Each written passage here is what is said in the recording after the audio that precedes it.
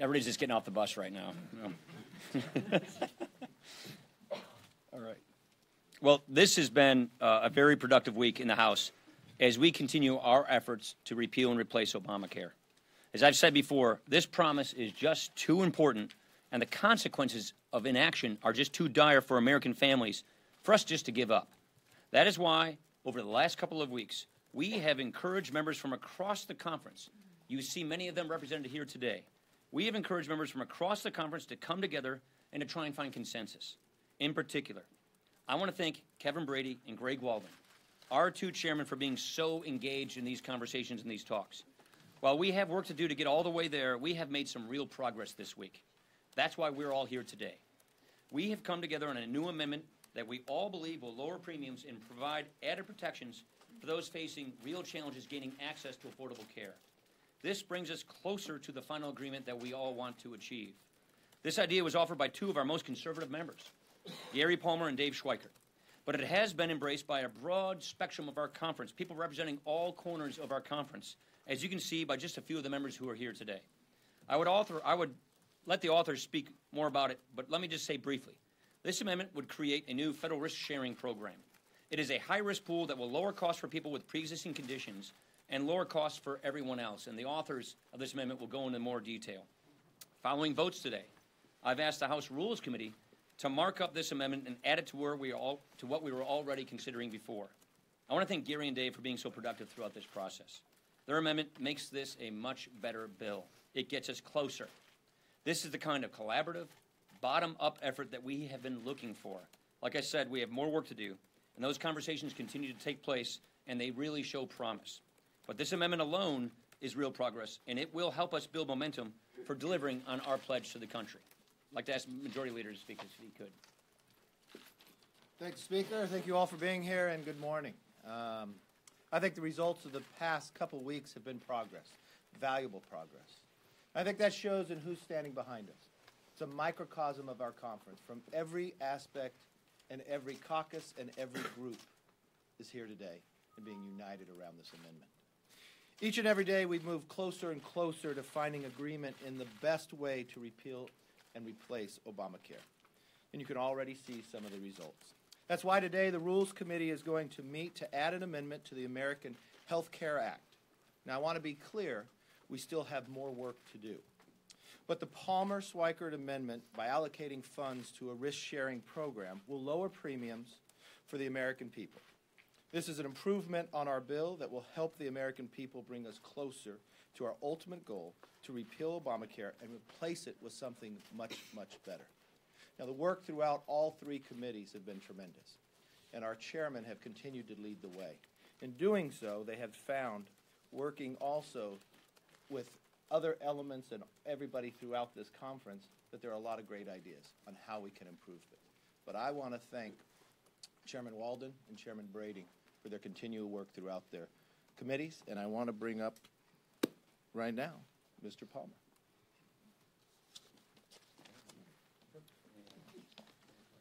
Thank you. I want to say how encouraged I am with the progress that we're making on this bill, and the whole point of what we're trying to do here is to keep our promise to the American people that we want to do something that brings down premiums, that makes sure that we take care of people with pre-existing conditions, and I believe we do this. And we have a model for this in the state of Maine. They have this risk-sharing arrangement that has worked very well there. It's brought down premiums. It has actually increased the number of people who are insured, and we believe that's what we're going to have with this. This amendment is modeled after Maine. We believe when it's implemented, it'll be a federal program for 3 years, and then the states will be able to take it over. And I think that we're going to see premiums coming down, I think perhaps by next year. I tell people that we believe we can bring down premiums quickly, but that's quickly in an actuarial understanding of what quickly means. So I'm very encouraged with the work of the committees. They have been very helpful and very cooperative in this process. We've had input from a number of members, including Congressman Schweikert, who has been extraordinarily helpful on this, and he understands this extremely well and has helped build a consensus around it. So I'd like for Congressman Schweikert to come up and speak to the issue as well. Have you ever had that moment where you're heading towards the microphone and you're being whispered in your ear, don't geek out too much? So we'll try to avoid some of the math.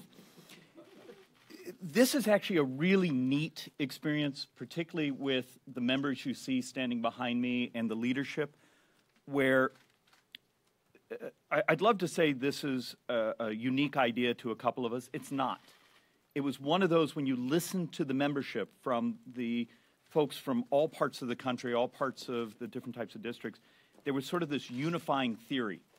What are we doing to lower premiums for those individuals in that individual healthcare market? And I think this does it. And it actually has a certain elegance to it, both from a budgetary mechanic to grabbing that top piece of risk. Remember, you all know the number. 5% of our brothers and sisters who have chronic conditions are functionally 50% of our healthcare costs. And because of that, we have this hockey stick curve. I believe what we've written here helps us mitigate both their need to stay in the healthcare system, but also mitigate some of the extraordinary costs that have been transferred to other folks who are trying to buy health coverage. So I'm excited. This doesn't close this chapter, but I think it gets us closer. Thank you. And with that, Chairman Walden, where are you? There you are. Delighted to be here. Good morning, everyone. I'd like to commend all the members who are up here today who have worked so hard, and to thank the Vice President, the head of HHS, and others who have been a very important part of this process, as have the President. We all know legislating, especially in this town, is never a straight line process. A lot of good ideas come flowing in from a lot of directions, and we found a good one here, I think, with this shared support system for those most in need. A great model comes out of the state of Maine, where it has lowered premiums and it has increased enrollment. We knew we needed to do more work in this area to make sure people get coverage they can afford and that they need access to. I want to commend my colleagues, Representatives Palmer and Schweikert. They're both great listeners, and they have a lot of terrific ideas. And they were willing to bring these forward and help bring people together, and so I commend them for that. So this is another step in the right direction, and I know we'll keep working forward in this process over the next couple of weeks as we work to refine our product, improve our product, and get to the goal of saving Americans on their premiums, making sure that the Affordable Care Act exchanges don't fully collapse. We see examples, again, of more insurers contemplating pulling out of the market. Our job is to try and reform this process in a timely manner.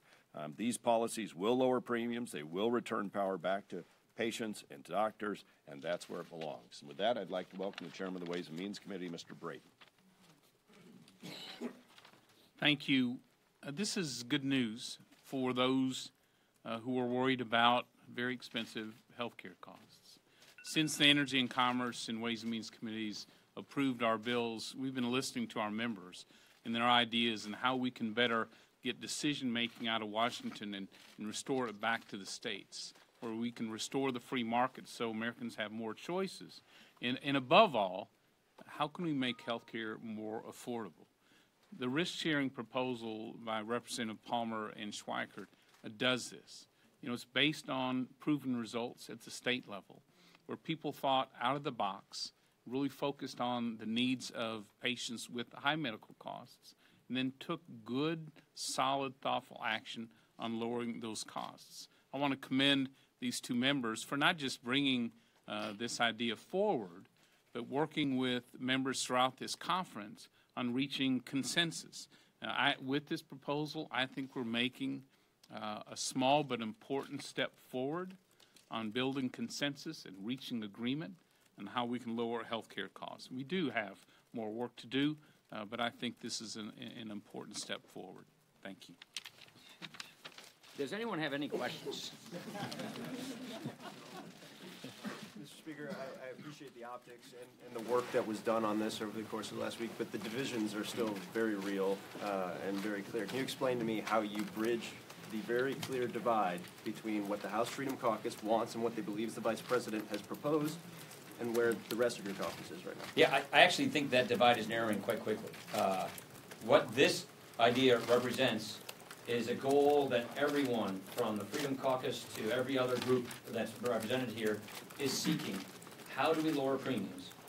How do we lower premiums and continue the protections for people with pre-existing conditions? This idea does that. And so this is one of those ideas that narrows differences and brings people closer toward consensus. There are some other ideas that we're still working on and talking about, trying to build consensus on, to continue to do just that. Lower premiums even further, give states more flexibility so they can address the unique needs of their insurance markets while still protecting, making sure we keep those protections for people with pre-existing conditions. So this is one of those ideas that get us closer together, closer to consensus. There are more ideas that we're working on, and that's why we're going to keep working in the days and weeks ahead to go and find that consensus and try and get this bill done. Back in Philadelphia in February, or January, I guess it was, we talked a lot about the Gantt chart, your schedule for how the year was going to Still go. on. That was kind of my question, actually, Yeah. was you've talked now recently about not setting artificial deadlines, and I'm wondering to what extent does that mean you're still a believer in the Gantt chart, and to what extent does this newfound willingness to be flexible? Jonathan, I will never stop believing in Gantt charts. I'm always a believer in Gantt charts. I'm a big believer in project management. We have in our timeline lots of flexibility built into it. You know why? Because we have to work with the United States Senate. The Senate moves a little more slowly on any given weekday or month or year than the House does. So we have plenty of cushion built into our plans, and we are well within that spectrum of timeline that we envisioned on dealing with the Obamacare legislation. But now also, the healthcare thing and Tax Act with the guys concerned to budget resolution and then to tax All reform. those things are still on the same timeline that we've already been on. Mr. Speaker, Devin Nunes has stepped aside from the probe into the Russia potential ties and meddling in the election. Do you still have faith that he didn't do anything wrong? Did he mishandle classified information? No, I don't believe so. I just put a statement out probably while you were sitting here, so let me just tell you what my statement is. First of all, Devin Nunes has earned my trust over many years for his integrity and his dedication to the critical work that the intelligence community does to keep Americans safe. He continues to have that trust, and I know he is eager to demonstrate to the Ethics Committee that he has followed all proper guidelines and laws. In the meantime, it is clear that this process would be a distraction to the House Intelligence Committee's investigation into Russian interference in our election. So Chairman Nunes has offered to step aside as the lead Republican on this particular probe, and I fully support his decision. Representative Mike Conaway, a senior member of the committee, will now lead this investigation with respect to House Republicans on the Intelligence Committee. I'm confident that he will oversee a professional investigation into Russia's actions and follow the facts wherever they may lead. But clearly Chairman Nunes made some mistakes here.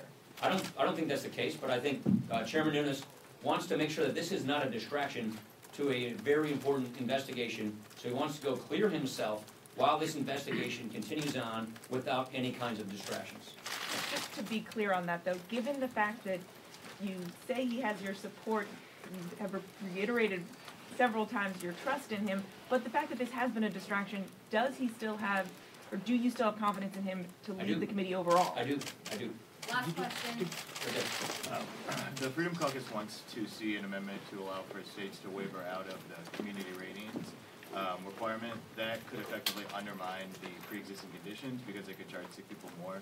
Can you commit to not I'm not going to get into the particular that? details of the conversations that are going on, but we believe that there are additional reforms and ideas that can do both things: protect people with pre-existing conditions and continue to lower premiums and give states flexibility so that more insurers can come into the marketplace. One of the concerns we have is that insurers are leaving left and right, and people are down to like one choice, and in some cases no choices. That's not good. Having a monopoly isn't a choice, it's a monopoly. And so what we're trying to do is find the kinds of provisions that bring more insurers into the marketplace so that people have more choices, and with more choices you have more competition, and with more competition you have lower prices. And we are all dedicating to making sure that people with pre-existing conditions still get the kind of coverage that they need, and that's affordable coverage. And we want to find a way to do that in such a way that everyone else who's in the insurance market can also get lower premiums, affordable choices, and more choice, more competition. So that's what this is all about. I'm not going to go into the details and particulars, but those are the kinds of debates we're having, and that's why this is a step in the right direction.